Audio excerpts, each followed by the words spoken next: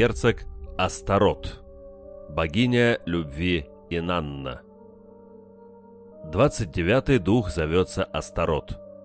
Его другие имена – Астераот, Астарта, Астарте, Инанна, Иштар, Анат, Исида. Как ни странно, большая часть этих ипостасей женские. Астарот – великий и сильный герцог, член Адского совета, рыцарь Ордена Мухи. Он появляется в образе ангела-губителя, верхом на адском звере, подобном дракону, с гадюкой в правой руке. Призыватель не должен никоим образом позволить ему приблизиться к себе, чтобы демон не смог причинить ему вред своим отвратительным дыханием. Поэтому маг должен держать магическое кольцо перед своим лицом, это защитит его. По христианским источникам Астарот дает правдивые ответы о событиях прошлого, настоящего и будущего и может раскрывать все секреты.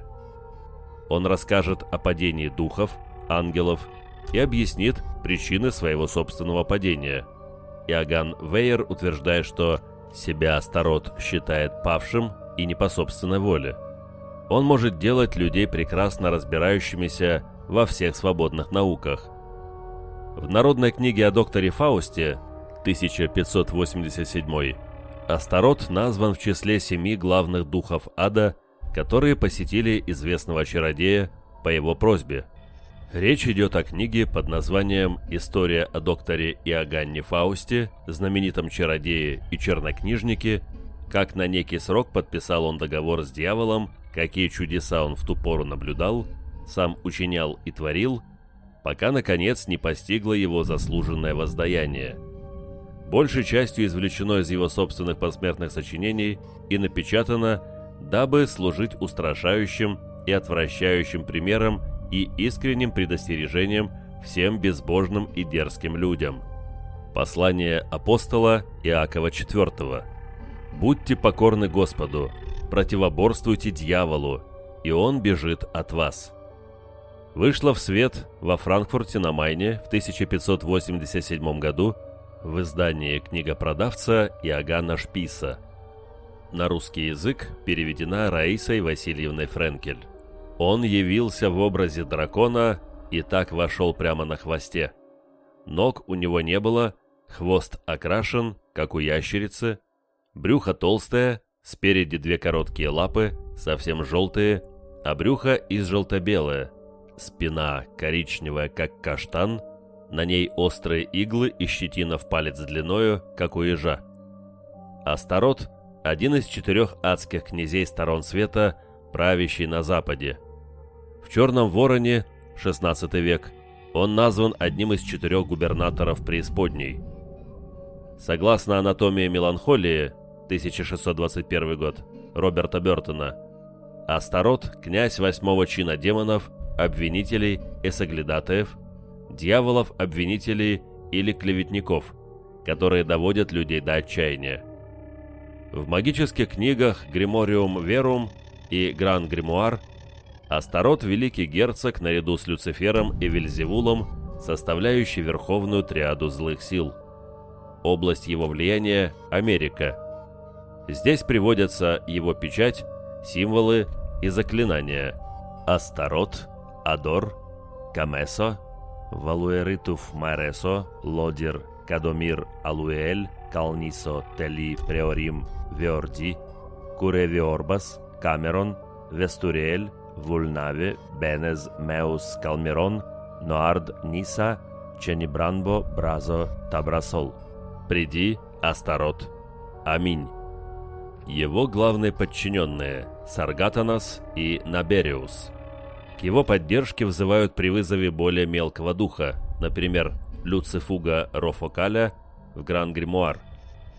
Астарот является в человеческом облике, облаченный в черно-белые тона, иногда также в виде осла. В гримуаре папы Гонория 1629 Астарот – демон среды, его вызывают в магическом круге специальным заклинанием между 10 и 11 часами ночи с целью обрести расположение короля и других господ. «Я заклинаю тебя, Астарот, злой дух, словами и силой Бога, всесильным Богом и Иисусом Христом из Назарета, кому покоряются все демоны, кто был зачат Девой Марией, тайной ангела Гавриила, я заклинаю тебя, не пренебрегай моими приказами, не отказывай явиться». В поздней Каббале Астарот или Тартхак, также демон среды и планета Меркурий, изображается в виде человека со ослиной головой, несущего перевернутую книгу, в которой написаны слова «Liber Scientia» — «Свободное знание». Ему противопоставляют печать Соломона, гексаграмму, вокруг которой начертано слово «Ягве», а также имя ангела Рафаила. Астарот — четвертый из десятки архидемонов, противостоящих 10 божественным сефиротам. Астарот — демон, часто участвующий в эпидемиях одержимости. В 1563-66 годах он с другими демонами овладел Николь Обри из Вервена и после экзорцизма вышел изо рта одержимой в виде свиньи. В 1611 году Астарот вместе с 665 другими демонами владел монахиней Урсулинского монастыря в Экс-Ан-Провансе Мадлен де Мандоль. Согласно поразительной истории 1612 экзорциста Себастьяна Михаэлиса, Астарот – князь чина престолов. Льюис Спенс в энциклопедии оккультизма 1920 относит его к серафимам. Любит пустое времяпрепровождение и праздность. Он склоняет людей к безделью и лени, а также раздувает их тщеславие. В христианстве его небесный противник святой Варфоломей. Несколько позже Астарот был одним из демонов, вселившихся в лудунских монахинь, владел сестрой Елизаветой Бланшар с 5 другими демонами. Сохранился договор, написанный на латыни справа налево перевернутыми словами между адскими силами, Астаротом и другими демонами, и Урбеном Грандье, французским католическим священником, обвиненным в дьяволопоклонничестве, колдовстве и ритуальных убийствах, и сожженным на костре по приговору церковного суда. Астарота и Асмодея, как традиционных дьяволов похоти, призывали в ритуале Черной Мессы в 1673 году любовница Людовика XIV мадам де Монтеспан и зловещий аббат Гибург, принося в жертву демонам ребенка.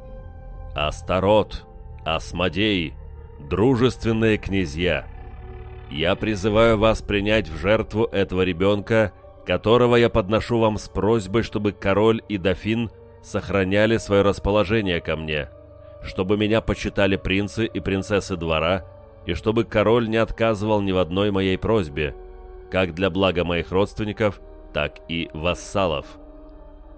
Несомненно, Астарот – один из старейших демонов, а соответственно, один из самых мощных и уважаемых. Стоит сказать, что он был одним из первых шумерских богов. Его женская ипостась была известна как Царица Небесная за несколько тысяч лет до того, как христианская религия присвоила этот титул земной женщине. Женская ипостась Астарота была известна у хананеев как Астарта, у шумеров как Инанна, у вавилонян как Иштар, у ассирийцев и аккадцев как Аштарт, Астарта, Ашера и Астарет. И египтяне знали ее как Исиду, Ашет и Асет, финикийцы как Танит Аштарт и Астарту. На угаритском ее имя Анат. Несмотря на то, что в каждой из культур ей отводится несколько иная роль, она всегда была влиятельной фигурой матери и выполняла своеобразную роль хранителя и покровителя человечества. Ее покровительство искали как люди, так и боги, поэтому, скорее всего, она была самым почитаемым божеством своего времени. Богиня Астарта стала самой оклеветанной богиней, когда на Ближнем Востоке иные религии начали набирать популярность. Люди, которые находились при власти в те времена, стремились к тому, чтобы как можно быстрее уничтожить все старые верования а потому ими были искажены сущности всех богов и богинь. Их представили в виде злых демонов. Астарот покровительствует и демонам, и людям, и является советником для них. Он занимается в основном человеческими делами, но также является казначеем ада. Основываясь на исторических источниках, можно утверждать, что Астарот является внуком Баэла. Его родители Нингаль и Нанна. 3 точки по сторонам пятиконечной звезды его сигила – чрезвычайно древний символ, который обозначает его высокий духовный чин. Аст – египетская транскрипция имени Исиды. Грекам трудно было произносить Аст, как и Аср, Осирис. Что также весьма символично, у шумеров была своя Эннеада, и Инанна входила в ее состав под номером 9. Шумерская транскрипция ее имени Ин-Нин. Если дословно, то будет госпожа 9. Числительное «ин» до сих пор так и произносится в армянском. То, что из всего этого сделали христиане, неудивительно. Они великие мастера искажения. Богиня Инанна также была известна как великая воительница, и ее священным животным был лев, а священным городом был Урук, один из старейших городов Шумера, где у нее был свой храм. Под властью Инанны люди Шумера и их общины процветали, а в ее честь воздвигались святилища и храмы во многих городах древнего Междуречья. Более поздние вавилонские писания именуют ее Иштар в сочетании с титулами «Свет мира», «Богиня богинь», «Дарительница силы» и другими. Ворота Иштар, построенные примерно в 575 году до нашей эры, были главным входом в Вавилон. Это 8-е из 8 врат внутреннего города. Царь Вавилона Навуходоносор II посвятил эти врата Иштар. Это один из самых впечатляющих памятников в древнем Ближнем Востоке. Ворота Иштар украшают драконы, быки и львы. Наряду с Эа, Люцифер, и Энлилем, Баэл. В эпоху христианства она попала в гримуары как один из главных коронованных принцев ада. Эти трое самые популярные и известные божества на Ближнем Востоке. Но с приходом монотеизма их репутация была разрушена, а сами они были чудовищно оклеветаны, покрыты грязью и демонизированы, помечены как зло.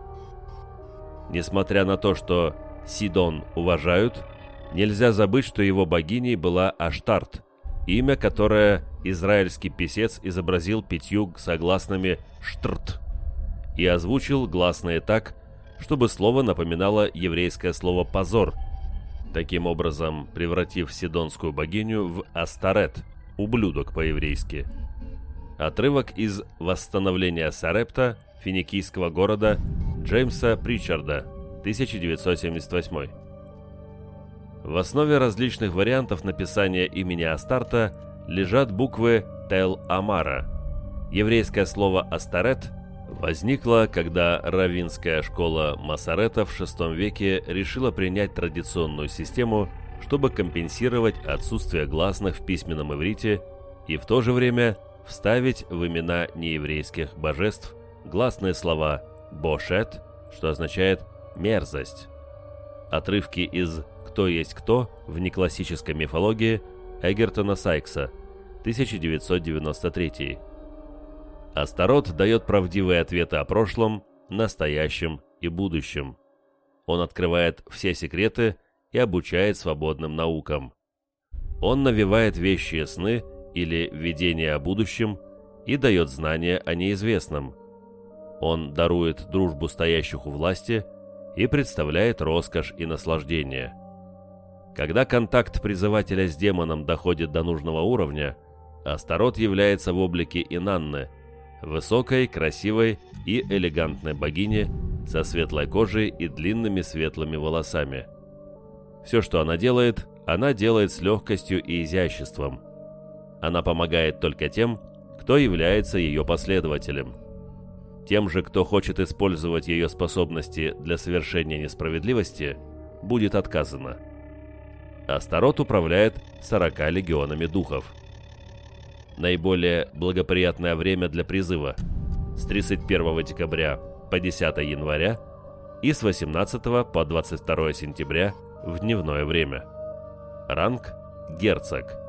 Направление – север. Стихия – земля. Планета – Венера. Металл – медь. Растение – лавр.